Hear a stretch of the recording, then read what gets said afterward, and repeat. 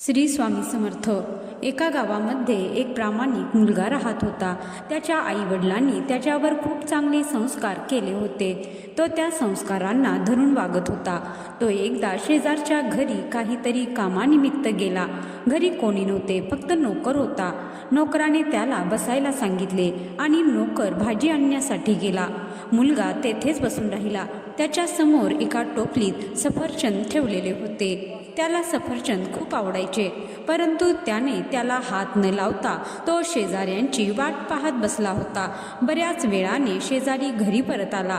त्याने पाहिले की मुलगा वाट बघत बसला आहे व त्याच्या शेजारी सफरचंद असतानाही तो त्यांना खात नाही। त्या मुलालाही सफरचंद आवडतात हे त्यांना माहीत होते, तरी त्याने त्यांना हात लावला नाही। शेजारी आले तेव्हा त्या मुलाने त्यांना नमस्कार केला। शेजाऱ्यांनी त्याला विचारले, तुला सफरचंद आवडतात ना?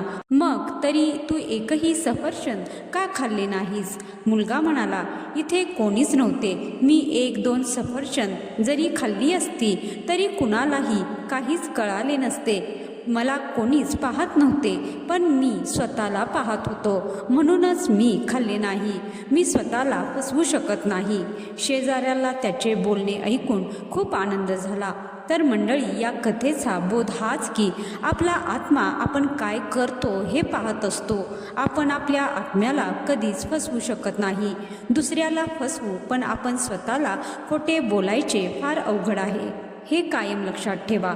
जय श्री स्वामी समर्थ।